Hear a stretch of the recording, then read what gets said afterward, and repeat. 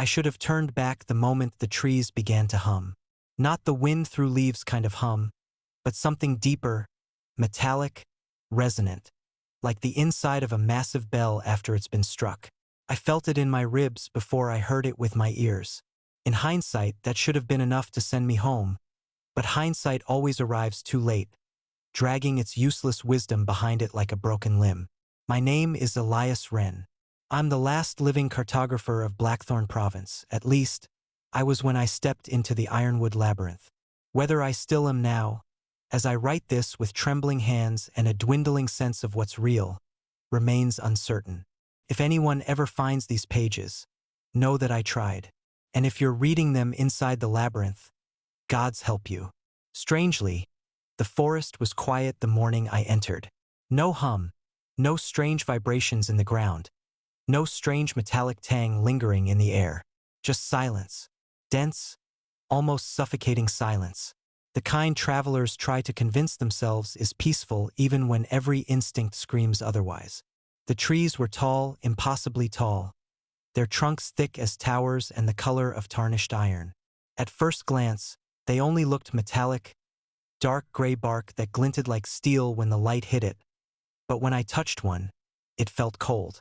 Not tree cold, metal cold. And there was no give. No softness. My knuckles tapped against the trunk with the same sound you'd expect from knocking on a vault door. I should have turned back then, too. But I'd been commissioned by the provincial council, and the council doesn't accept excuses. They wanted maps. They wanted accuracy. They wanted someone who could chart the shifting paths better than the last team, if any pieces of that team were ever found. So I pushed in deeper. I made it 3 hours before the compass died. 3 hours of weaving between metallic trunks that grew closer together the deeper I walked. The canopy above was tangled steel-colored foliage that blocked most light, creating a dim twilight that persisted even at noon. I kept glancing over my shoulder, unable to shake the feeling that the forest was folding around me, like closing ribs. When the compass needle froze, I tapped it. Nothing. I shook it. Nothing. The needle remained locked in place, pointing at a direction that didn't match anything on my map. At first, I thought the instrument was broken, but then I remembered the stories. Magnetic storms, they'd said. The labyrinth eats magnets. Devices fail. Compasses lie. Bring your wits instead. I don't know why I believed I had more wits than the others. Arrogance, maybe, or desperation. Cartographers aren't exactly treated as heroes, but we're expected to die like them when the province demands it. I tucked the useless compass into my pocket and continued on foot. For a while, I could pretend the forest was just a strange, metallic curiosity, a natural oddity with maybe a few magnetic quirks. But the longer I walked, the more things felt wrong. The ground sloped subtly but continually downward, though my map insisted there should be a rise. The air grew colder, yet the light dimmed as if evening were falling hours early. And the trees, they weren't in the same arrangement anymore. It started as a suspicion, a faint feeling that the trunks behind me weren't the same shape or distance apart as they'd been minutes earlier. But each time I turned to check, the forest was still, silent, innocent. Then the humming began again, soft at first, like a distant swarm of bees inside a steel drum. It thrummed beneath my feet. My teeth vibrated. I froze. The humming grew louder, and then the trees moved, not swayed, not bent, moved, their trunks twisted with grinding, metallic groans, rotating on invisible pivots beneath the earth.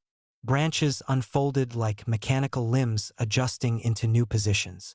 I watched, paralyzed, as entire sections of the forest slowly rearranged themselves into new rows, tighter, narrower, funneling toward a darker path ahead. I didn't run, couldn't. It wasn't fear, though fear certainly clamped my spine.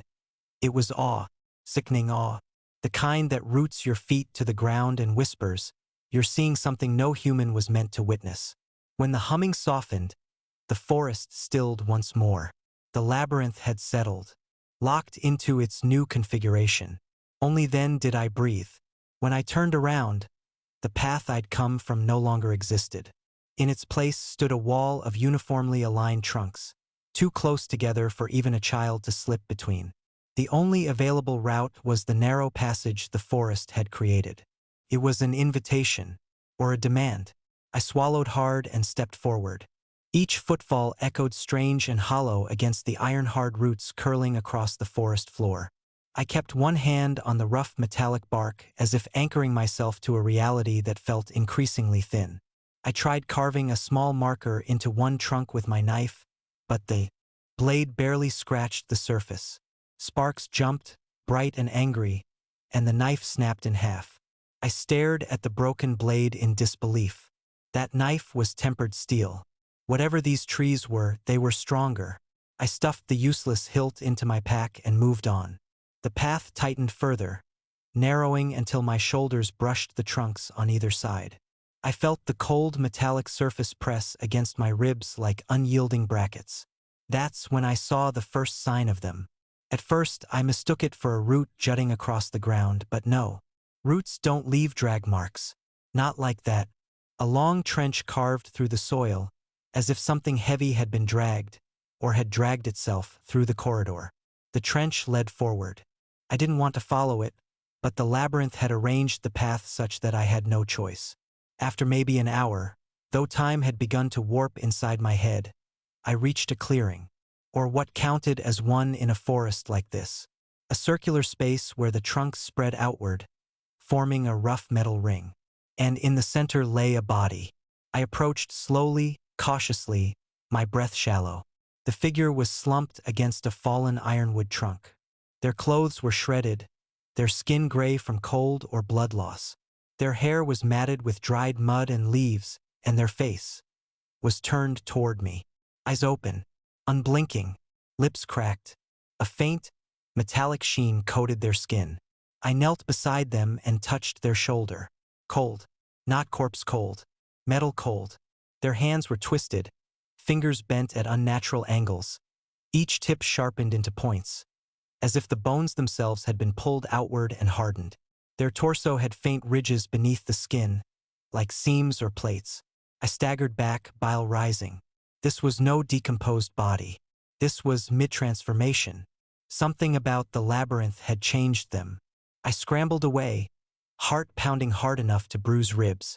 But I didn't get far before the humming returned, this time deep enough to rattle the ground.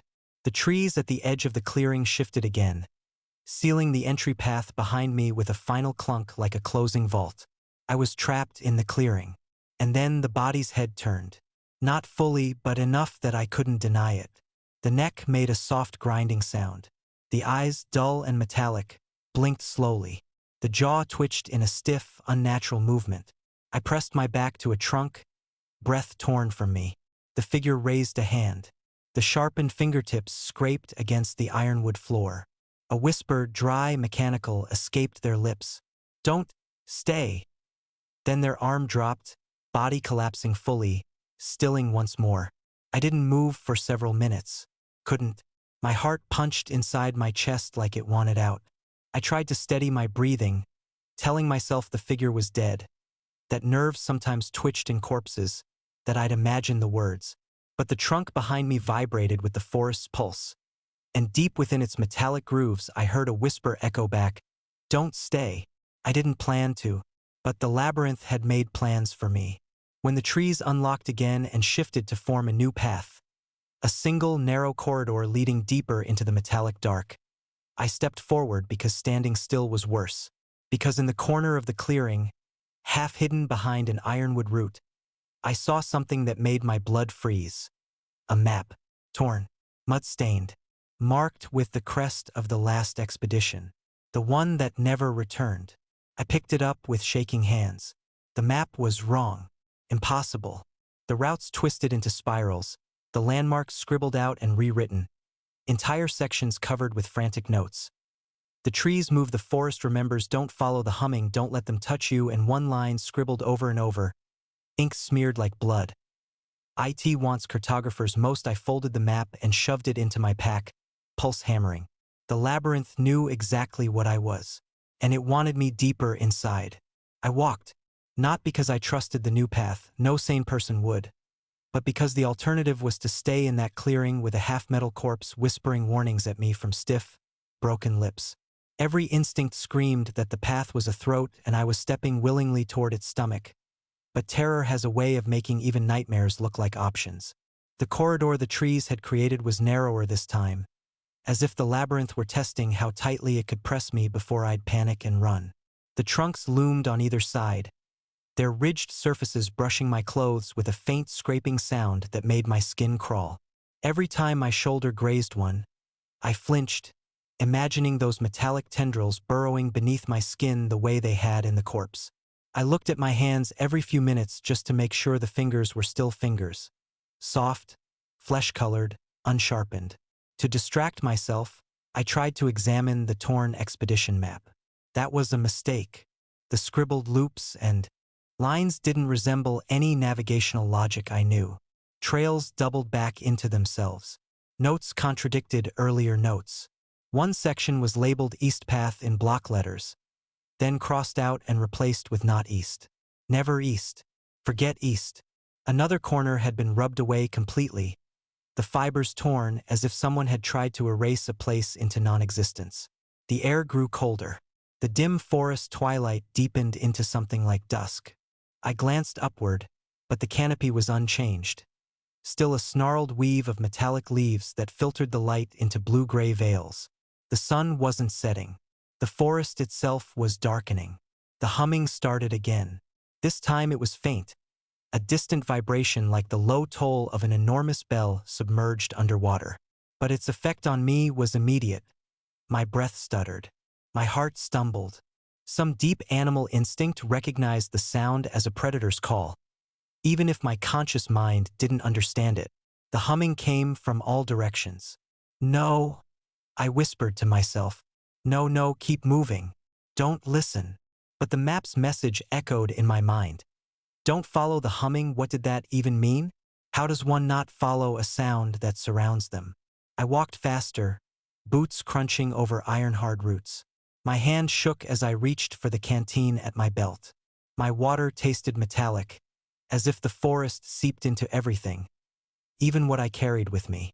After another half-hour, if time still made sense in that twisting dark, I came across the first mark of civilization. A trail flag, bright red, torn, hanging from a metal spike hammered into one of the trees. A wave of relief hit me so hard I almost laughed. The previous expedition must have left it. I wasn't the first fool to come this way, but the spike, it wasn't hammered into the trunk. It was fused, melted, as if something had softened both metal and tree and melded them together. I touched the spike, but it burned my fingers. I pulled back with a hiss. The hum rose again, slightly louder now. I forced myself onward, ignoring the crawling sensation climbing up my spine, the sense that unseen eyes watched from the shadows. The forest changed subtly the deeper I went. The metallic bark acquired faint patterns, etched grooves spiraling upward like circuitry or veins. The branches above no longer resembled limbs but something more jointed, articulated, engineered. The ground shifted too. No longer dirt, but hard-packed material that clinked softly beneath my boots when I stepped. Almost like I kneel and scraped at the soil with my fingernail. Not soil. Fine metal shavings. Hundreds of thousands of tiny, granular, iron-gray fragments. I wiped my finger on my coat and kept walking. The humming thickened, grew layered, grew purposeful, as if the forest were communicating with itself, deciding where to move, how to block, how to shape its next trap. I wasn't imagining it. I rounded a bend, and the corridor split in two. Left, right, identical paths, same spacing of trunks, same faint glimmer of metallic light, same whispering wind. I froze. Then a soft click sounded to my right. I turned. One of the trees on that path shifted slightly, just a millimeter. Enough bark plates scraped against each other to produce a faint spark. The path wanted me to go right. Every warning instinct inside me strained the other way. Left, I whispered to myself. I choose left. And the humming stopped. Complete silence. Like the forest was holding its breath. I took one step toward the left corridor.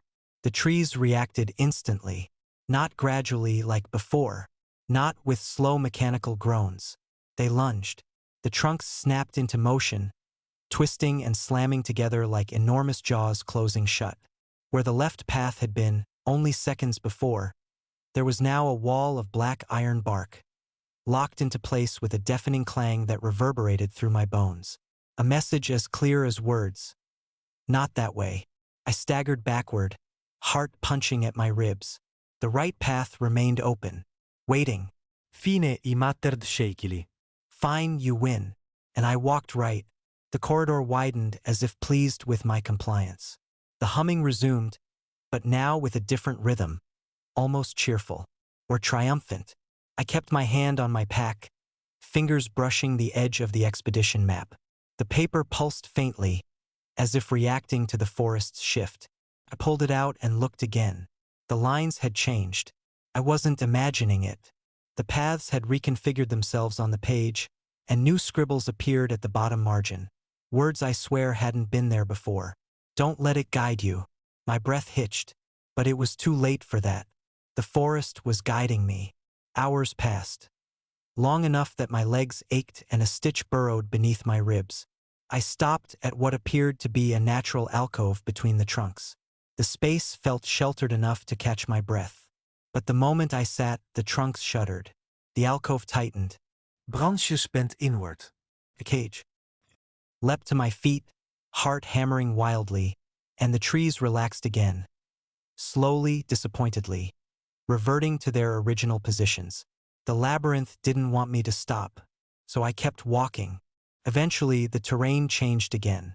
The trunks spread far enough apart to reveal something unexpected.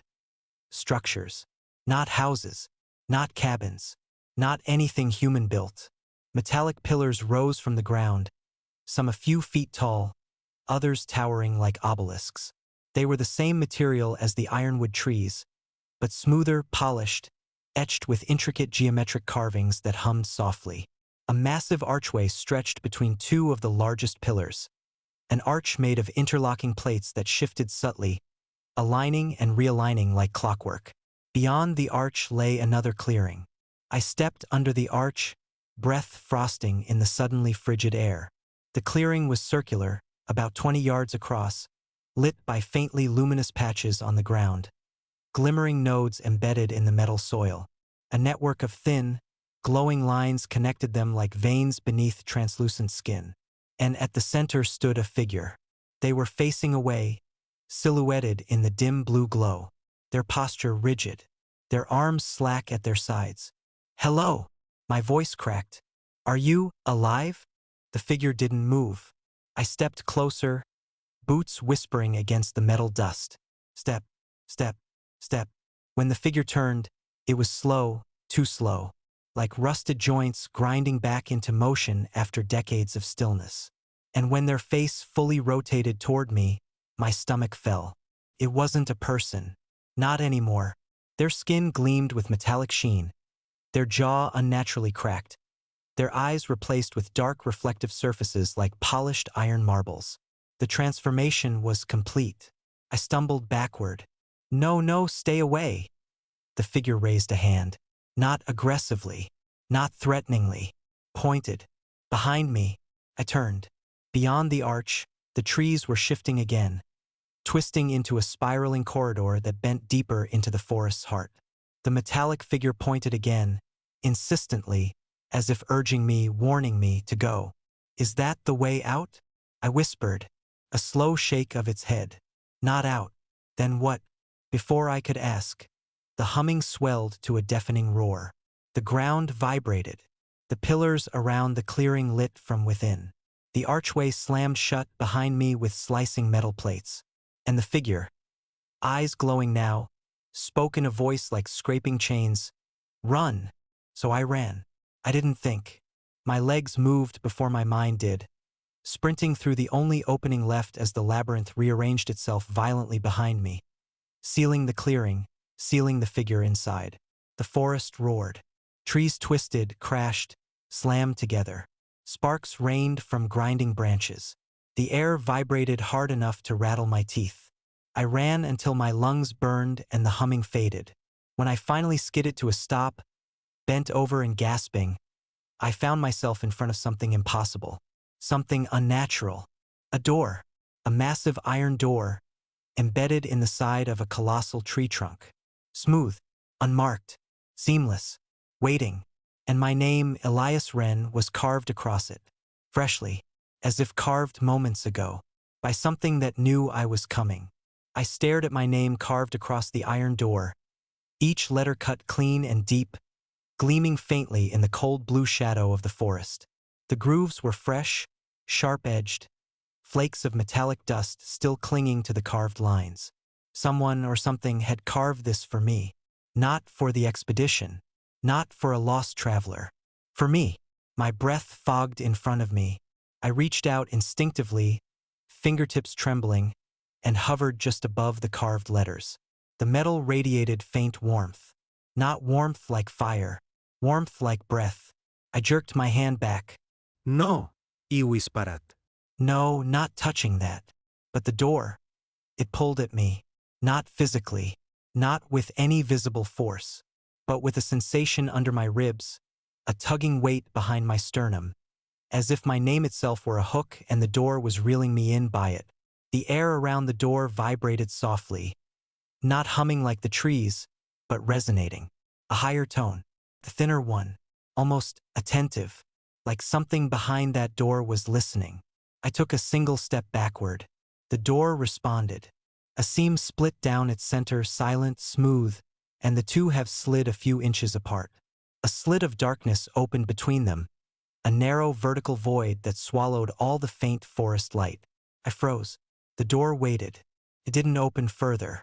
It didn't close. It waited, as if expecting me to decide. My heartbeat quickened until it matched the trembling in my hands. The humming of the forest fell almost completely silent, as though the entire labyrinth was holding its breath to watch. Every sensible thought screamed at me to run, to turn around and bolt through the metallic trunks until my lungs burst. But something deep within me, something old and terrified and curious, whispered, "This is not a trap. This is an invitation," which somehow felt worse. I forced down a shaky breath. If this is how I die, I swear I'm haunting the council. Then, because there was no path behind me anymore, the forest had sealed it the moment I'd stepped into the clearing. I leaned forward and looked through the slit. Darkness. Impenetrable. Total. But it wasn't empty. I could sense space, depth, and beneath that, movement. Something shifted inside the dark. My pulse stuttered. Then a low whisper slid through the opening. Not in a language, not in words, but a vibration that tickled the inside of my skull. The feeling. Come.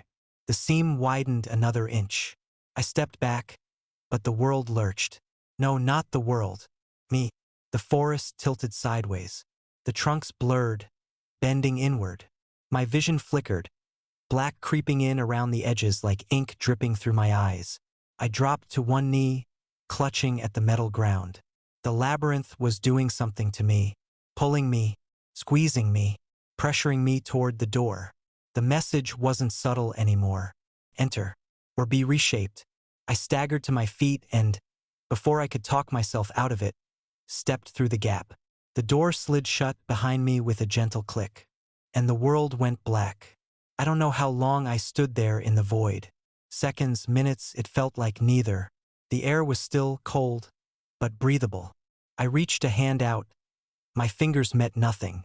I stepped forward. My foot found solid ground, but the surface felt different than the metallic soil outside. Smooth, cold, almost glass-like. After a few moments, faint threads of light appeared. Thin glowing lines tracing along the floor beneath me, weaving into patterns that resembled the veins of a leaf. No veins of circuitry. The light brightened, illuminating a corridor stretching ahead. Not a natural one. Not formed by trees. A constructed passage. Tall, arched, made of the same metal as the forest but smoother, seamless, like the inside of some enormous machine. The air hummed faintly, thinner than the forest's hum, more delicate, like the sound of a harp string vibrating just out of reach. I walked, My footsteps echoed softly against the smooth floor. The corridor curved slightly, leading deeper, and as I followed it, the walls began to shift. Not physically, visually. Symbols appeared. Thin, glowing glyphs etched themselves across the surface, spiraling outward like blooming frost. Lines joined lines, forming fractal patterns that looked disturbingly familiar. I stopped to examine one. It was a map of the forest, but alive, constantly shifting, updating, twisting. Paths appeared and vanished in real time as the labyrinth rearranged itself. Trees spun like gears. Clearings expanded and contracted like lungs. I lifted the torn expedition map from my pack. The glyph map on the wall reacted instantly. Lines rearranged. Symbols flickered. A faint pulse radiated from the wall into the air, brushing against my skin like static. It knew the map. It knew I had it. "Are you showing me?" I whispered. "What you are?" The corridor lights dimmed. Not an answer. Not a denial. A warning. The map wall flickered. And for one moment, just one, the shifting patterns aligned to form a single stable symbol. A human figure, kneeling, hands raised, bound by branching lines that resembled tree roots and circuits and veins. A shiver went through me. What does that mean? The lights went out. Complete black. My breath caught. My hands shot out instinctively, groping for a wall, but I met only empty air. Then, ahead of me, footsteps. Soft, measured, approaching. My throat tightened. "Who's there?" No answer. The footsteps stopped just a few feet in front of me. Silence. Then a faint light blossomed, small, like a ghost of a firefly, and illuminated a face. My face. Not mirrored. Not reflected. Another Elias. Same eyes. Same jaw. Same scar on the brow from when I'd fallen off the creek bridge as a child. Same trembling breath. He stared at me with an expression I knew too well. Fear barely held together by curiosity. "Don't," he whispered. "You shouldn't have come here." "I didn't have a choice," I whispered back. "The forest, it wanted you," he interrupted. "It always wants the ones who can see its shape." "What are you?" I asked. "Are you real?" He stepped closer, the dim glow illuminating him better, and that's when I noticed it. The slight metallic sheen on his neck, the faint seam along his jawline, the same early signs of transformation I'd seen on the corpse in the clearing. "I'm what you become," he said softly. No, Ibrata. "No, that's not." He grabbed my wrist. His fingers were cold. Not human cold. Iron cold. But that wasn't why I panicked. It was the feeling. The moment his skin touched mine, a flood of images rushed through me. Trees twisting, bodies reshaping, roots burrowing under skin, forests breathing, metal veins threading through flesh. I ripped my arm away. He watched me with pity. "It's too late for us." A low, distant rumble vibrated through the floor. He flinched. "They're coming," he whispered. "Who?" He didn't answer. Instead, he stepped backward and faded. Literally faded. His form dissolving into drifting metallic particles that hung in the air like dust before sinking into the floor and vanishing. I stood frozen, unable to decide whether to scream or run. But the corridor lit again. Faint, pulsing at intervals like a heartbeat, and the walls shifted into a new symbol. An arrow, pointing forward. The rumble deepened behind me. Heavy, slow, rhythmic, like something massive dragging itself along the corridor. I didn't look back. I ran. The glowing arrow vanished. The corridor curved violently left, then right, then downward into a steep ramp. I half slid, half fell, catching myself on cold metal panels. Light flared along the walls, tracking my movement like eyes following prey. The rumbling behind me grew louder, closer. Something was chasing me. I shot down the ramp and burst into a vast chamber, and stopped dead, because the chamber wasn't empty. It was filled with bodies. Not dead ones, standing ones. Hundreds of human figures, stone still, silent, lined in perfect rows. Their skin gleamed with different stages of metallic transformation. Some nearly complete, some half flesh, half iron. Some with faces frozen in horror, others in serenity. All of them facing forward. All of them pointed toward a colossal structure at the far end of the chamber. A monolith, enormous, pulsing with light, a living machine, and carved across its surface, in letters 2 meters tall. "We remember you." I stepped back, heart hammering. The rumbling behind me stopped. A whisper slid through the chamber like smoke. "Welcome back, Elias." My blood turned to ice, because the voice wasn't unfamiliar. It was mine. The monolith's light pulsed in slow, deliberate beats, like a heartbeat, but a heartbeat far older than any human's. My own heart matched it without conscious thought. I wanted to step back. I wanted to run, but my feet stayed rooted to the smooth metallic floor, as if the chamber itself had grown roots into my soles. And then I saw it. The faces. The standing, silent, half-metal bodies lining the chamber. They weren't just looking forward. They were looking through me. Their eyes, opaque and iron-like, glimmered faintly, reflecting something deeper, something impossible. Memories. Mine. Each figure displayed a fragment of my past. Stumbling in the creek as a boy, scraping my knee, stealing coins from my father's drawer. The first time I felt love and the first time I lost it. Every scene flickered across their faces like static projections on metal canvas. The monolith pulsed again, a low vibration, reverberating through my skull. I realized I could hear more than feel it. Whispers, hundreds of them, scraping along the inside of my mind. "You came. We waited. You belong. You are ready." I stumbled backward. I don't belong here," I screamed. The echo rolled around the chamber like rolling thunder. The figures didn't move. The monolith's light deepened, glowing brighter, illuminating the edges of the chamber with an eerie bluish-white hue. And then the whisper changed tone. Singular. Familiar. "You have to decide." The rumbling returned. My back prickled. A cold, deliberate sensation crawling along my spine. I dared a glance behind me. The corridor I had run down was gone. The chamber walls had shifted, twisted, and sealed the entrance. There was no exit. Only the monolith. Only the waiting figures. Only me. I swallowed hard. Decide what? The monolith pulsed again. A holographic projection appeared, floating above its surface. A figure. Not human. Not machine. Something in between. Metallic limbs glimmered, and a face, vaguely human, stared at me with empty eyes. To stay or to leave? I staggered.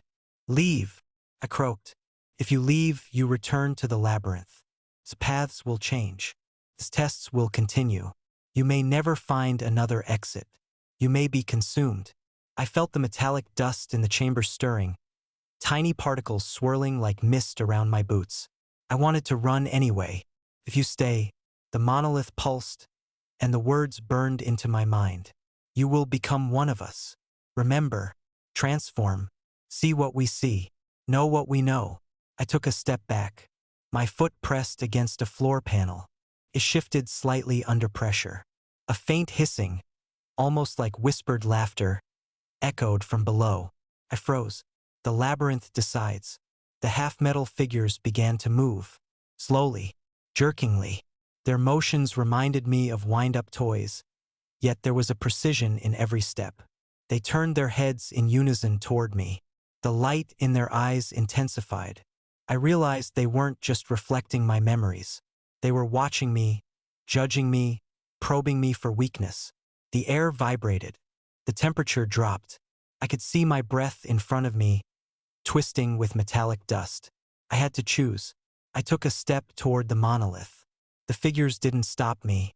Instead, they parted slightly, forming a narrow path. The whispers in my head rose in intensity, pressing, urging, demanding. "Go, touch, become." My hands shook as I reached out toward the pulsing surface. The metal was warm, alive beneath my fingers. Energy hummed into my veins. Images rushed into me faster than I could process. Forests twisting endlessly, the labyrinth rearranging itself, travelers lost, screaming, bodies fusing with metal. Knowledge, pain, power. I stumbled back, gasping for breath. My fingers tingled. My vision blurred. Too much. Too soon. A voice inside me, separate from the monolith, whispered, "This is a test, Elias. You will not survive if you do not decide." I looked at the figures. Their faces, so like mine, conveyed something horrifying. Acceptance. Hunger. Eternity. I turned, suddenly seeing a narrow corridor appear on the far side of the chamber. The monolith pulsed angrily, thrumming with low-frequency vibrations that made the metal dust around me jitter like living sparks. I knew what I had to do. I ran. The figures moved too, but slower. Their eyes glimmered as if pleading. I ignored them. My boots clanged against the metal floor. The corridor twisted and curved, forcing me into darkness. Behind me, a figure moved faster. Not human, not machine, something in between. A shadow that absorbed the dim light and exhaled cold. I ran harder, and then the corridor opened. A new section of the forest. Metallic trees, glinting under a sickly green light. Twisted branches that reached like claws. I was outside the chamber but still inside the labyrinth. The monolith's voice, faint now, echoed through the corridor. "Remember, Elias, you cannot leave fully. Not yet." I pressed on, legs burning, lungs screaming. The forest shifted instantly as I ran. Branches bent, trunks closed, paths disappeared. The humming returned. My compass spun wildly. And then I saw it, a clearing smaller than the first but unmistakably real. At the center, a small pool of liquid, black as ink. I approached, desperate, and looked into it. My reflection stared back. Human, alive, still intact. And then it smiled. Not me, not my face, not human. Something darker, something familiar. "You can never leave," the reflection whispered. "But you can stay or transform." I stumbled backward, heart hammering. A metallic hand shot out of the water, fingers long, almost skeletal. I screamed, and in a flash, I was lifted off my feet, pulled forward, toward the liquid, toward transformation, toward the unknown. I struggled, kicking, clawing, but the force was irresistible. The last thought before I fell in.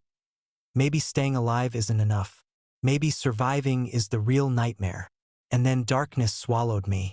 I woke in darkness, not like sleeping darkness, not a comfortable void. This was the labyrinth's darkness. It pressed in, thick and metallic, vibrating under my skin. My body felt different, not weak, not tired, altered. The air itself seemed conductive. My veins throbbed with electricity. I forced myself upright. My hands grazed metal beneath the skin. My hands. Not a trick of the light. Not a hallucination. My fingers shimmered, almost translucent with silver veins pulsing beneath the surface. I wanted to scream, but no sound came. My throat worked, but the voice refused to form. A whisper, inside me or outside me, I couldn't tell, slithered through my skull. "Welcome. You are neither fully alive nor fully machine. You are chosen." I staggered forward, legs trembling. A faint glow lit the space around me. It wasn't the green of the forest outside, not the pale light of the chamber. This light pulsed directly from the floor. It was alive, moving, breathing, following. Every step I took rippled the metal beneath me like water. I tested a corner of the wall, pulsed under my touch. Responsive, alive. The labyrinth wasn't a place. Not anymore. It was a being, and I had been pulled inside its mind. A sound behind me made my blood freeze. Slow, deliberate footsteps, the same metallic echo I had felt before, but this time closer, nearer, closer than any human could be. Ispun. Nothing. Then the floor shifted. A narrow bridge rose beneath me, flanked by pits of molten metal? Or was it blood? My reflection shimmered in its surface, distorted, inhuman. "Don't," I whispered, knowing no one could hear me. Presence approached, felt familiar, like a shadow of myself. The Elias I had seen in the chamber, but larger, taller, more complete in metal, fully transformed. Half of his body was still flesh, the rest polished iron with veins of glowing energy. "You resisted," he said, voice echoing in my mind. "We are one now, you can hear me." I don't want this," I thought back, feeling my own consciousness reverberate in his metallic tone. "You cannot refuse," he whispered. His half-human hand reached toward me. I tried to dodge. My body reacted differently now. Faster, stronger, metallic reflexes shooting through my veins. The labyrinth hummed. Something deep and enormous stirred beneath the surface. My new body responded automatically. I grabbed his wrist, feeling the cool metal burn into my own half-flesh. And then visions. I saw every traveler the labyrinth had claimed. Bodies writhing and reshaping, screams echoing and transforming into harmonious tones. Memories, thoughts, desires, all interlacing into the growing mind of the labyrinth. It was not evil.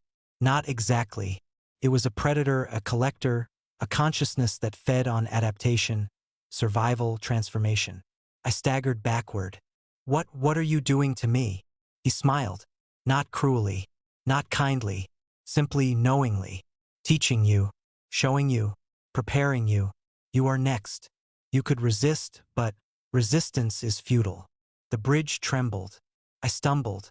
The pits on either side churned, black smoke rising. I realized if I fell, I would not die as I knew death. My body would merge with the labyrinth anyway. Slowly, eternally, painfully, I clenched my fists. My metallic veins glowed faintly, reacting to my fear. Power coursed through me. Not full control, but enough to try. Enough to run. I darted forward. The bridge shifted under my feet, narrowing, twisting, threatening to pitch me into the abyss. Behind me, the half-metal Elias lunged, faster than I expected. We collided mid-bridge. Sparks erupted as flesh met metal, energy thrumming through my body. Pain shot through me, but my consciousness felt amplified. I saw everything he felt everything he felt. Fear, hunger, confusion, regret. I shouted, tried to scream, but my voice morphed, metallic, harmonized, echoing through the labyrinth. The sound resonated. My body pulsed. My mind reeled. I shoved. He stumbled. I ran. The bridge bent under my weight, curving upward, spiraling. Ahead, I glimpsed a clearing, a part of the labyrinth that looked almost natural. Trees were metallic but arranged into familiar forms.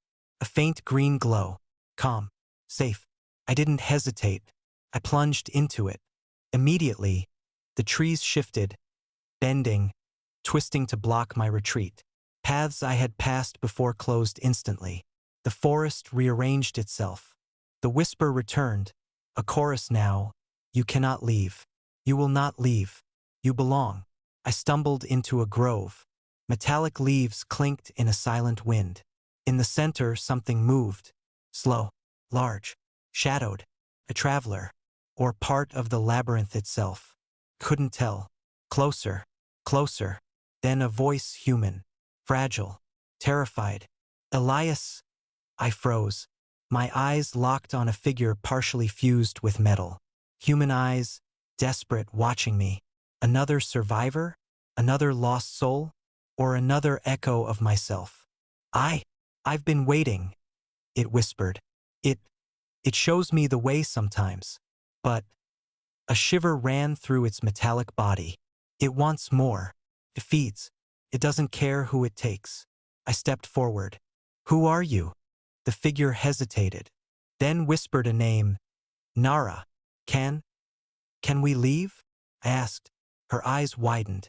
She shook her head. "No, not truly.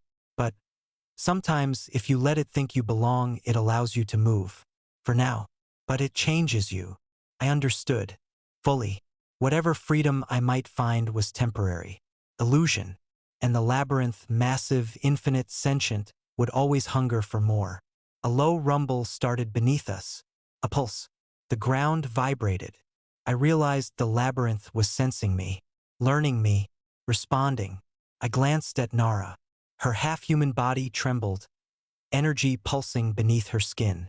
"We have to run," she whispered. "It sees us now, and the monolith, it knows. You are next, and if you resist too long—" She didn't finish. A sudden vibration, sharp and violent, tore the forest. Trees twisted violently. Metal groaned and snapped. A corridor of light appeared, narrow, spiraling. Path forward. I grabbed Nara's hand. Her skin burned against mine, not with pain but with power. Energy flowed through me and I felt alive. More alive than ever, but changed. Half machine, half human. Something in between. The labyrinth pulsed, as if aware of my defiance. And then the world shifted. Trees bent, light fractured, and the corridor twisted into a tunnel of darkness. The pulse of the monolith echoed in my mind. Decide, Elias. Stay. Or leave. But remember, leaving is also transformation. I tightened my grip on Nara. Forward. Step by step. The tunnel narrowed. The black liquid from before bubbled on either side. Shadows twisted, whispering, almost alive. Faces, mine, hers, others, swam in the darkness. And then the whisper, louder, singular, choose. I ran faster, heart pounding, veins glowing, every nerve alert, the labyrinth reshaping. Alive, watching. Somewhere in the distance, I felt the monolith. Felt its presence. Vast, infinite, waiting, patient. And I realized the choice was never simple. Survival would cost me everything. Transformation would cost me my humanity. And escape, if possible, might only delay the inevitable. But still, I ran. The tunnel seemed endless, black as the void between stars. My skin tingled, with every pulse of the labyrinth beneath me. Nara clung to my side, her hand radiating heat, almost alive, and yet I could feel the metallic mesh beneath her flesh, like she was already half consumed by the forest itself. I wanted to speak, to ask what had become of her, to demand answers, but the labyrinth intercepted thought and word alike. Every idea I formed seemed to echo back to me, twisted, filtered, reshaped. We ran in silence. Or maybe it wasn't silence. The metallic hum of the walls, the whispers in the shadows, the constant low-frequency vibration under our feet. It was all sound, all meaning. And then we stopped. The tunnel ended abruptly in a massive cavern. Walls made of interlocking ironwood trees, each trunk covered in reflective veins that shimmered like molten silver. The ceiling arched high above, lost in shadow. The floor was uneven, a patchwork of jagged metallic roots. And in the center, the monolith. It floated, no longer in a chamber, but suspended in mid-air like a black star, pulsing slowly.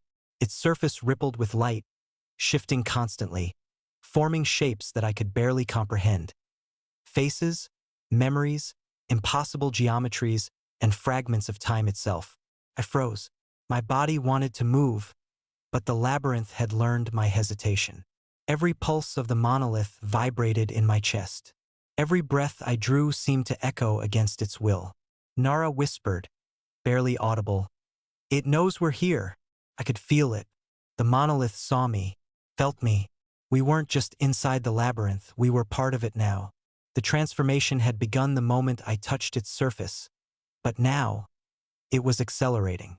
A metallic tendril shot from the monolith, stretching like liquid chrome toward us. My instincts screamed to dodge, but I couldn't. My body moved on its own, pulling me toward the flowing metal. I struggled, my muscles responding faster than thought. Nara tugged me back. Together, we broke the pull, but the tendril recoiled and split, like 1,000 threads of living metal writhing toward us. "You can't resist forever," Nara said, her eyes glowing faintly. "The labyrinth, it doesn't just trap you. It becomes you." I wanted to believe I could fight it. I wanted to believe that fleeing, running, surviving was still possible. But deep inside, a voice whispered. My own voice, reshaped, metallic, unhuman. "It is already inside you." The air thickened. Metallic leaves quivered. Shadows detached from the trees, forming humanoid figures, each a fusion of human and machine, crawling toward us with silent deliberation. They weren't hostile, not yet, but their presence pressed against my mind. I realized something horrifying. These weren't just other travelers. They were former selves, travelers who had failed, who had resisted too long, who had become part of the labyrinth's mind. And now it wanted me. I gritted my teeth and ran. Nara followed, her half-metallic body moving fluidly beside me. The cavern shifted as we ran. Roots rose like barricades, tunnels disappeared, walls reformed, turning the space into a twisting maze that changed with every heartbeat. The monolith pulsed again. A voice, thousands of voices, layered, impossible, washed over me. You have touched. You have learned. You have resisted. Decide. I stumbled into a smaller corridor of metallic trees, twisted so they blocked all light except the faint phosphorescent glow of their veins. My legs burned. My lungs screamed, but my body moved faster than I could command. Reflexes, machine reflexes, guided my steps. Nara stopped suddenly. I slammed into her. What? I gasped. She pointed at a figure ahead, half buried in roots, metallic skin fused with bark. A face, my face. My memories flickered across its features, twisted and reshaped. I stumbled backward, nauseated. It's showing you what you become, she said softly. If you stay too long, or if you resist, it becomes inevitable. I swallowed hard. The metallic veins beneath my skin pulsed with fear, power, hunger, all at once. And then the figure moved, jerking unnaturally, limbs bending at impossible angles. Its eyes glimmered with my memories, my thoughts, my deepest regrets. I realized the truth. The labyrinth didn't just trap travelers, copied them, absorbed their essence, shattered their identities, and rebuilt them into components of itself. Every transformation was an addition to the monolith's mind. Every escape attempt a learning, every fear a fuel. I felt it inside me, not separate, not foreign, but a pulse of awareness, metallic and infinite, urging me forward, urging me to stop running, urging me to become. I stumbled. My metallic reflexes kicked in. The figure lunged. My body reacted before thought. I caught its wrist. Not flesh, not fully metal, but something in between. The pulse of its being thrummed against mine. Memories, fears, fragments of myself I had buried long ago. They flashed in my mind. I screamed, but the sound wasn't mine. It was layered. Mine, there's the labyrinths. And then the figure spoke. Not with words, but with sensation. Join us. You cannot leave. You are already ours. I pulled away, forcing my legs to move. Nara grabbed me again. We ran. The cavern widened suddenly, opening into a vast forest. Ironwood trees, impossibly tall, spiraled skyward. Their branches arched, intertwining into a living lattice. Shadows moved within the lattice. Eyes, faces, whispers. And then the sky itself shifted. Magnetic storms raged above, twisting the metallic leaves, bending trunks, creating impossible geometry. The forest was alive, entirely. The monolith's pulse echoed in every leaf, every root, every shadow. I realized, in that moment, the full truth. The labyrinth had no walls. It had no boundaries. It was everywhere, and I was already inside it. Nara grabbed my arm. We can't fight it, she said. But maybe we can survive it. For now. I nodded. My veins glowed. Metallic threads under my skin thrummed with power. My vision sharpened. My mind stretched. I could see pathways shifting ahead. I could feel the presence of the monolith following, learning, waiting. And then we ran again, through twisting paths that reshaped with every heartbeat, over rivers of black liquid that reflected impossible skies, past travelers, half human, half machine, who watched us silently, eyes gleaming. I felt the transformation accelerating. My thoughts were no longer only my own. I could sense the labyrinth thinking alongside me, nudging me, testing me. And yet, I ran, because somewhere deep inside, the human part of me, The part that remembered rivers, stolen coins, lost love, still screamed for freedom. And the labyrinth waited, patient, infinite, hungry. We ran for what felt like hours, though the labyrinth had no clocks, no sequence of time. Only constant, shifting metal, black rivers, and the ever-watchful pulse of the monolith. Nara's grip was firm on my arm, but I could feel the weight of the labyrinth within her as well. She was fighting it or maybe bargaining. I wasn't sure anymore if the humans I saw ahead were alive, transformed, or merely echoes. Shadows, fragments, sentient reflections. We stumbled into a clearing and I froze. A vast lake of liquid metal stretched before us. Its surface reflected the storm sky above. A chaotic swirl of copper and silver lightning. The monolith floated above it, and in its pulse I could feel all the memories, all the travelers, all the transformations it had absorbed. My pulse accelerated. Fear, yes, but something else. Something exhilarating. "I think we have to cross it," Nara said. Her voice was steadier than I felt. Her body, half fused with metal, moved with unnatural grace. "We can't go back. And the monolith, it wants to test us." I swallowed hard. My veins pulsed in rhythm with the monolith's pulse, metallic threads glowing under my skin. The labyrinth had already begun rewriting me. Reflexes, strength, perception, they were no longer human. And yet, I wanted to fight it. Step by step, we approached the edge of the metallic lake. My reflection in the black liquid was wrong. Elongated, shimmering, eyes glowing faintly with metal veins running across my face. Nara's reflection was equally distorted. We were halfway between humanity and the labyrinth's mind. A ripple ran across the lake, and then the surface rose, forming into a corridor of shifting metal. A bridge of sorts, but alive, pulsated, testing us. I hesitated. "Don't," Nara whispered. "It feeds on hesitation." I clenched my fists. My metallic veins surged. I stepped forward. The bridge reacted instantly, flattening beneath my feet, adjusting to my weight, sensing my intent. Halfway across, I felt it. Presence. Not from the monolith above, but inside me. A voice, layered, metallic, both mine and not mine. "Why do you resist? You belong. You will serve. You will become." I nearly fell. Reflexes alone kept me upright. The metallic bridge shuddered, threatening to pitch me into the black lake. Nara grabbed my arm, steadying me. "Don't answer. Just move." I ran, heart hammering, veins glowing, body vibrating with the labyrinth's pulse. I could feel fragments of other travelers within me, their memories, their fears, their pain. Every step I took, the bridge shifted to accommodate me, but also to test me, to see if I would falter, if I would break. And then I realized the labyrinth wasn't just alive. It was aware of me, not my presence, my choices, my resistance, every hesitation, every thought, every flicker of doubt. It recorded, processed, it adapted.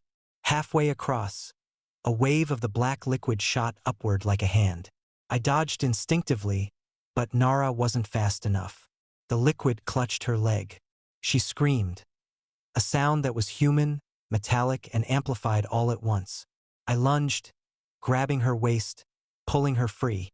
The black liquid recoiled, retreating like it had been rejected. But the pulse, oh, the pulse was furious now. The monolith throbbed above, radiating anger, frustration, hunger. "We're almost there," I whispered, though it sounded like a shout inside my own head. "Keep moving." We ran until the bridge ended, collapsing into the black liquid behind us. Before us stood a narrow path leading into the dense heart of the forest. The ironwood trees here were taller, older.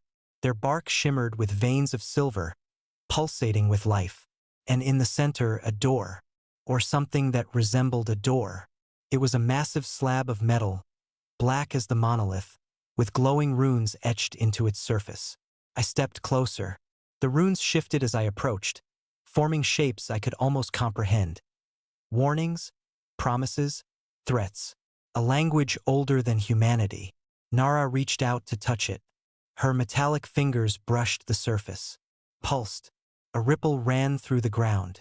Trees bent inward, almost protective, almost predatory. "It wants us to enter," she whispered. "But—" She paused, eyes widening. "It's a trap. Everything in the labyrinth is a trap." I nodded.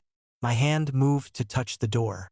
The instant I made contact, a shock ran through my body. Painful, electric, overwhelming. My vision exploded with color and memories. Travelers screaming, merging with metal, eyes opening in fear, joy, despair. And then I felt it.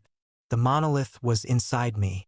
Not metaphorically, not figuratively, literally, pulsing inside my veins. Presence, ancient, infinite, hungry. It whispered, "You are mine. You cannot escape. You are part of me now." I tried to pull away. My body refused. My reflection in the metallic bark of nearby trees showed the change. My eyes glimmering with metal, veins pulsing like circuitry, half flesh, half machine. I wasn't human anymore. Not fully. Nara grabbed me, pulling me backward. "Fight it. Fight it with everything you have." I tried. I focused. I willed my human side to take control. My limbs responded partially, but every movement was anticipated, mirrored, countered by the labyrinth. The door began to open, slowly, mechanically, and then light, blinding, impossible light, pouring from inside. Not warmth, not comfort, not escape, knowledge, infinity, hunger, transformation. The monolith's pulse intensified. I could feel the presence inside me thrashing, pulling at my consciousness. Nara screamed, metallic veins flaring, energy lancing outward, cutting through the pulsing reality of the labyrinth. And I realized this was the final test. The labyrinth didn't just consume bodies. It didn't just absorb memories.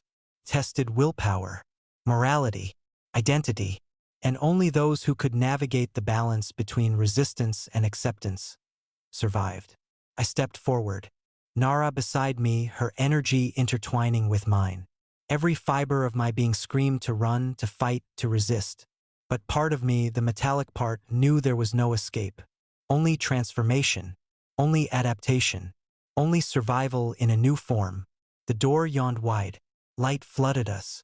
The forest shifted violently, branches bending, roots rising, shadows screaming. Travelers, echoes of those lost, twisted, beckoned.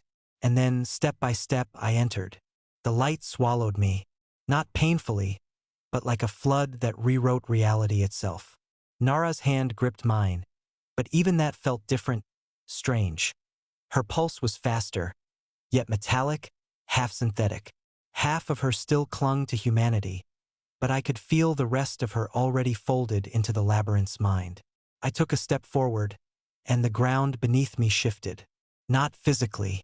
I could feel it beneath my skin, like walking through memory itself. Every step replayed fragments of travelers who had entered before me.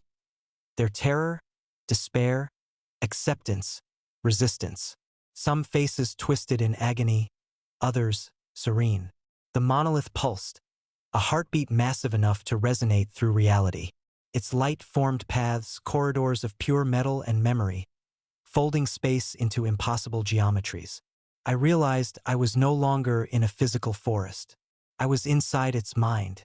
"Stay close," Nara whispered. Her voice was calm, terrifyingly calm. This is where it breaks people." I nodded, though my thoughts weren't entirely my own anymore. Metallic threads ran through my nerves, strengthening reflexes but diluting emotion. My fear was sharp, yes, but filtered, as if the labyrinth itself were turning it into fuel. Ahead, a corridor opened. Metal spirals coiled around one another, forming an impossible helix that stretched into darkness. Faces swam along the spirals, lost travelers trapped in memory and metal, screaming silently. One face, familiar, mine, shrieking, pleading, dissolving. I had to look away, but curiosity burned hotter than fear. "This is me," I whispered. Nara shook her head. "A fragment. Not all of you. Not yet." The monolith pulsed again, and the corridor shifted. Walls moved, rising and falling, forming tunnels that twisted space. Gravity shifted subtly. I stumbled, then recovered instinctively, metallic reflexes compensating for human misalignment. And then I saw, central, massive, impossible, a chamber of reflective metal, infinitely tall, with the monolith floating at its center. Its surface rippled, forming shapes I could almost read. Memories, choices, fears. I could feel the pulse not just in my veins but in my very bones. The monolith spoke. Not in words, but in sensation. Why do you resist?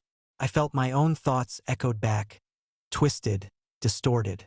Every memory I had, every fear, every desire, it was laid bare. I could see Nara's past, my own past, the lives we had tried to forget. And I understood the labyrinth's intent. It didn't just trap bodies. It dissected essence. It filtered consciousness until the core of identity was exposed, then offered two paths, yield or shatter.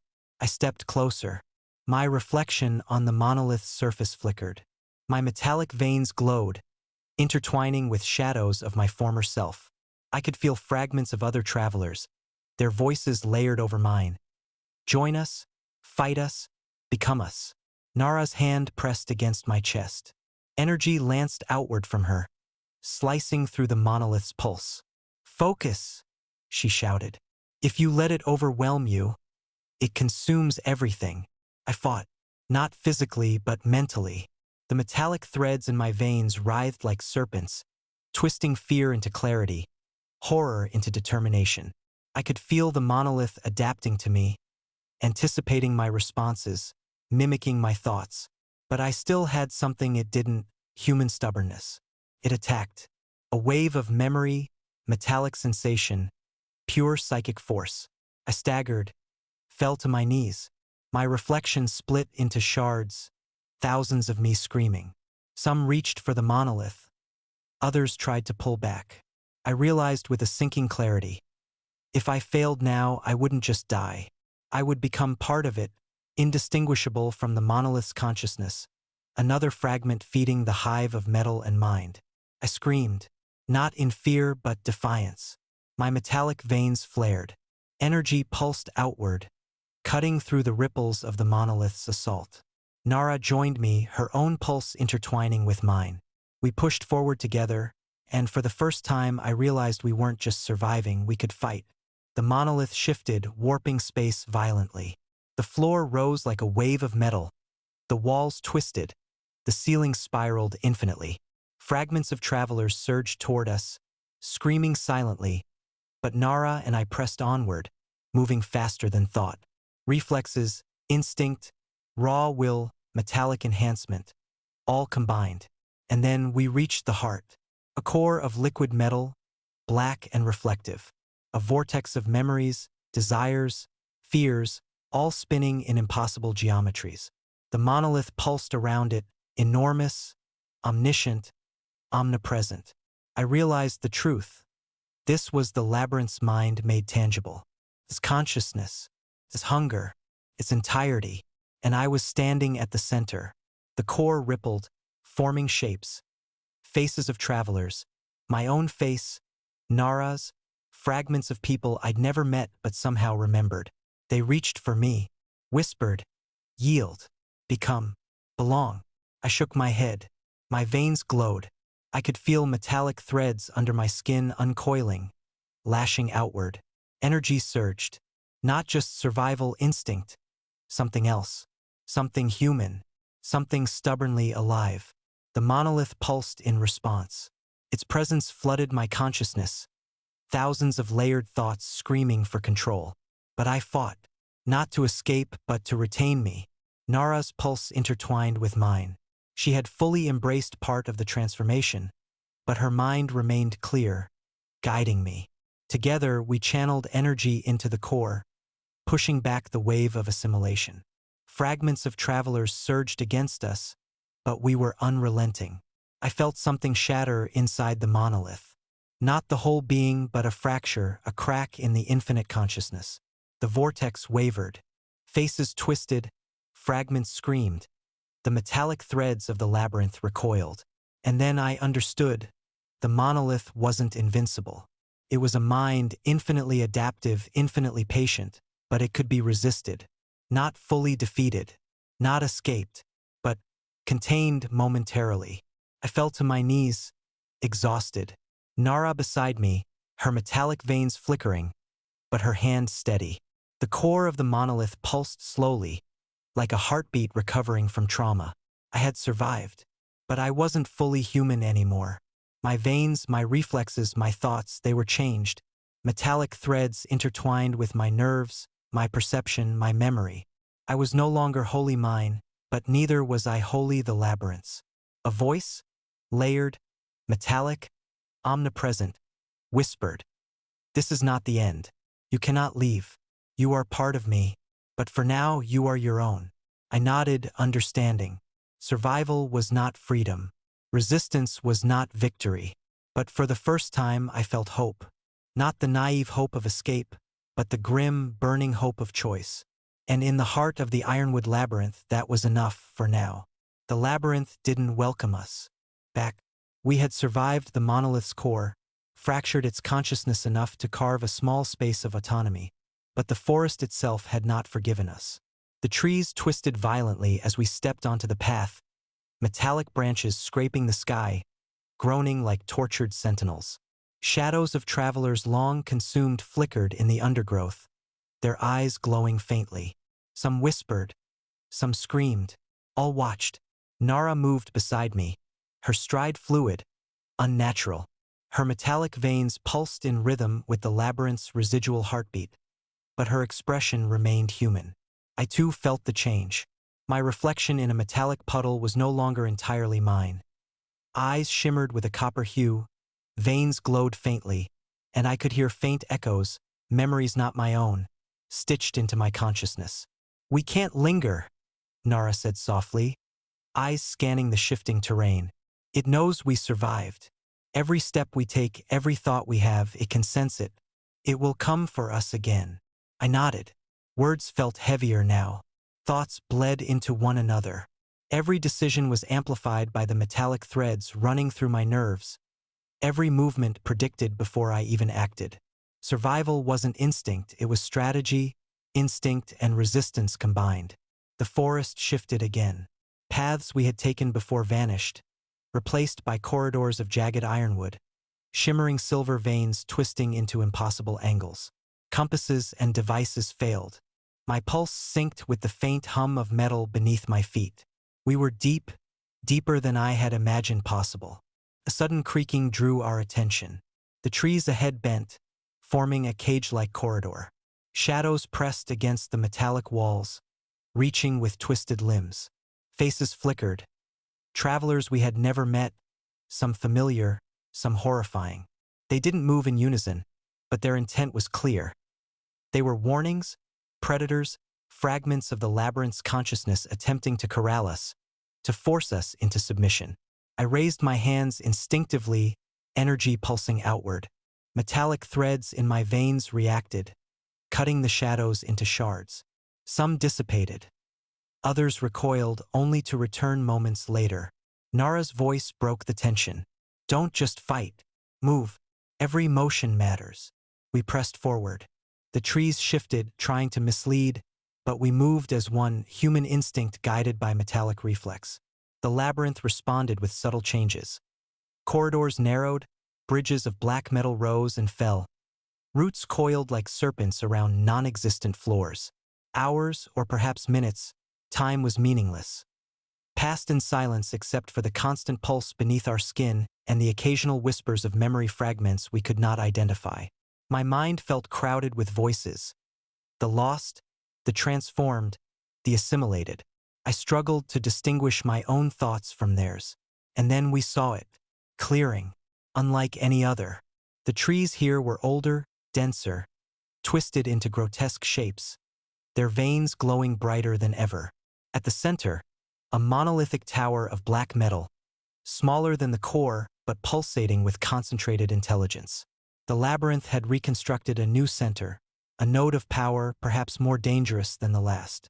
Nara whispered, "It's rebuilding. Every time we survive, it adapts." I stepped closer, drawn by curiosity and dread. The tower pulsed in rhythm with my veins. Metallic threads under my skin itched, responding to it, almost as if recognizing a kindred presence. I realized with a sinking clarity, survival wasn't enough. The labyrinth didn't just test endurance, it adapted, learned, and anticipated. Every act of defiance we committed would be met with greater cunning next time. A movement in the shadows caught my eye. Not a fragment, not a memory, but a traveler. Human or what remained of one. Their face was pale, eyes hollow, metallic veins snaking across their skin. They stepped forward, hands raised in warning. "Don't," Nara whispered. "It's a lure, another fragment, or worse." But I felt something different. Recognition. Not familiar exactly, but connection. The traveler spoke, voice brittle, mechanical. "You survived," they said. "Few do. Fewer return." "How?" I asked. My own voice sounded foreign. Half metallic, half human. "They don't let go," the traveler said. "You carry part of them now. You'll hear the whispers, feel the pull. Every step you take, every choice they'll know. But you can resist, for a time. That's why you're here, why I'm here." The realization hit me fully. Survival came at a price. Every step we took in the labyrinth left an imprint on us. Fragments of travelers past merged into our consciousness. The metallic threads in our veins keeping us alive and aware. We weren't merely navigating a forest anymore. We were navigating our own transformation, our evolving identity. Nara stepped forward, eyes locked on the tower. "We need to move. Through it, not around it. Every node, every monolith rebuilt. It's a test. They'll feed on hesitation, fear, doubt. Only if we face it, only if we accept some part of the change, can we survive what's next." I hesitated. The metallic threads inside me pulsed. I could feel the labyrinth anticipating my decision, responding to my doubt, shaping reality to test me. Every instinct screamed to run, to resist, to preserve what little humanity remained. But I also understood resistance alone was futile. We could survive, but only by embracing change without surrendering entirely. We moved forward together, the traveler shadowing us silently. The forest shifted violently, branches twisting overhead like snapping jaws. Shadows lunged, fragments reached for our minds, whispering promises of assimilation, of unity, of surrender. I focused. Metallic veins flared.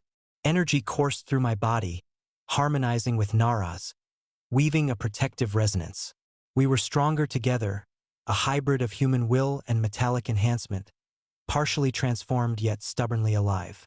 At the tower's base, a black metal door awaited. It shimmered, alive, inscribed with moving runes. Every symbol seemed to pulse in tune with my heartbeat. The monolith's intelligence wasn't just outside anymore.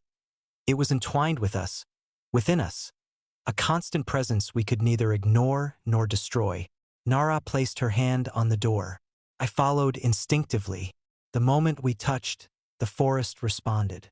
Branches rose like towers, shadows coalesced into human forms, and the whispers became voices, thousands of travelers, past and present, urging us to yield, to merge, to belong. I could feel the pull, the seductive lure of surrender. But I didn't falter. I pressed forward, and Nara pressed with me. The door shimmered and began to open, slowly, as if acknowledging our resolve. A voice, not hers, not mine, but shared, echoed inside my mind. "You are changed. You will always be changed. But you have chosen to retain yourself even partially." I realized finally what survival meant here. Not escape, not victory, not freedom. It meant balance, integration without surrender, awareness without annihilation, humanity fused with the labyrinth, resistance fused with adaptation. We stepped inside, and the forest behind us shifted violently, as if enraged, yet contained. The path forward was not free of danger. The nodes, the monoliths, the metallic shadows, they would continue to test us. But we had learned something the labyrinth could not fully predict. The will to endure, to resist while evolving, to survive on our own terms. And in that dark, pulsating, metallic forest, that was enough, for now.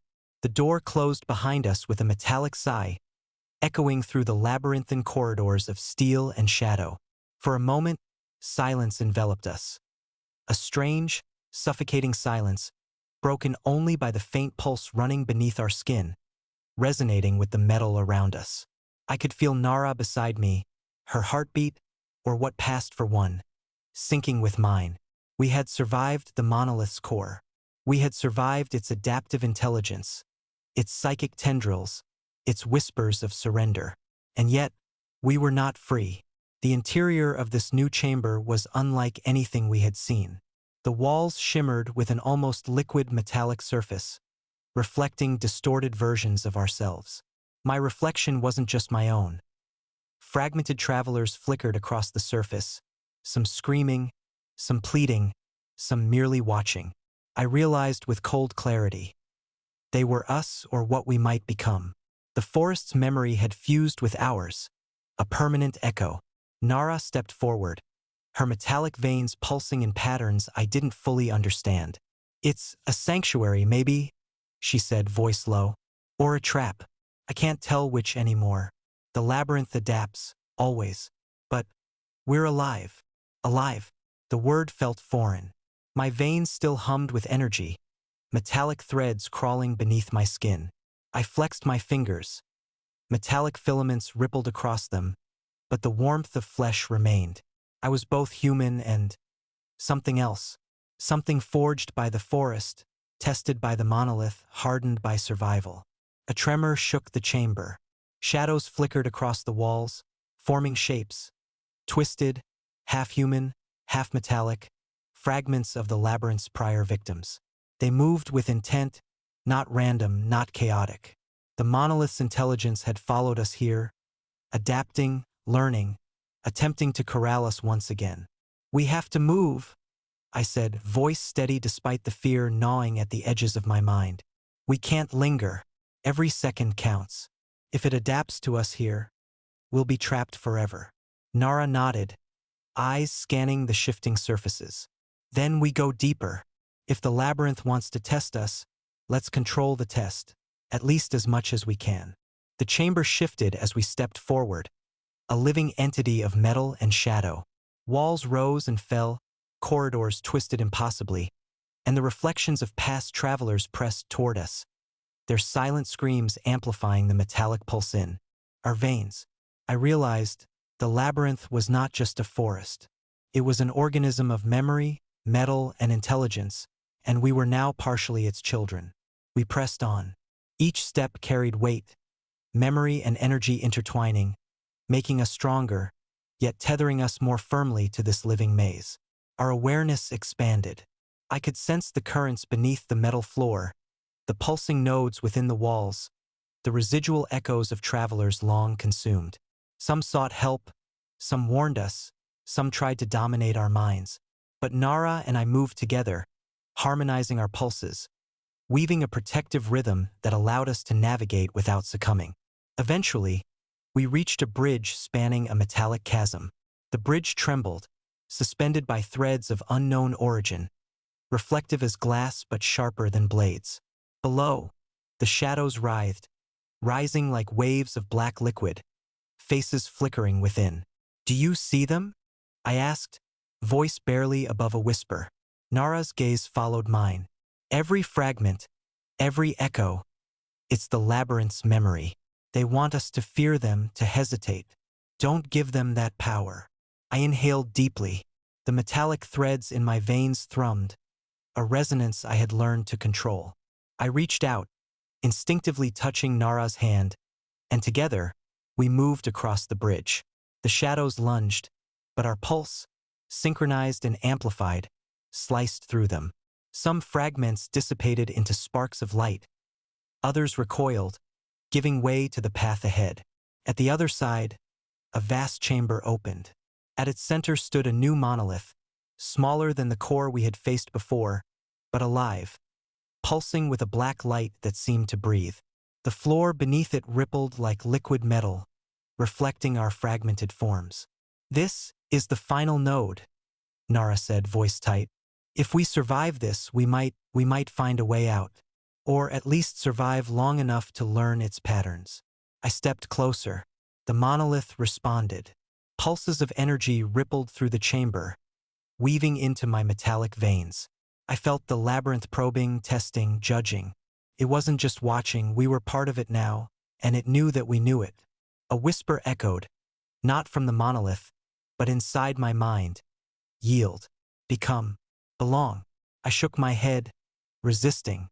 The metallic threads inside me writhed, reacting to my defiance. Pain lanced through my veins, but I endured. Nara's hand tightened around mine, anchoring me.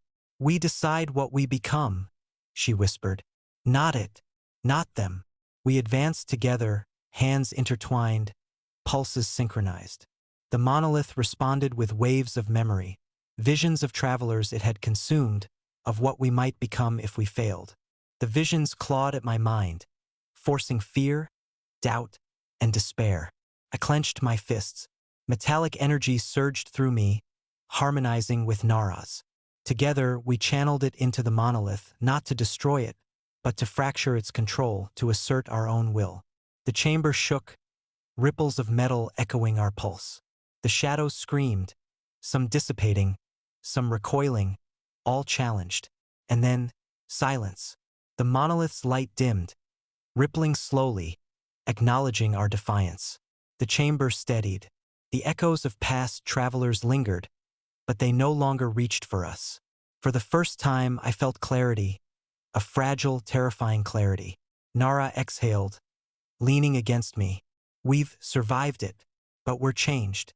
Permanently. Part of us belongs here now." I nodded.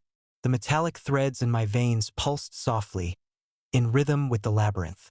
I could feel fragments of the travelers, yes, but they no longer clawed at me.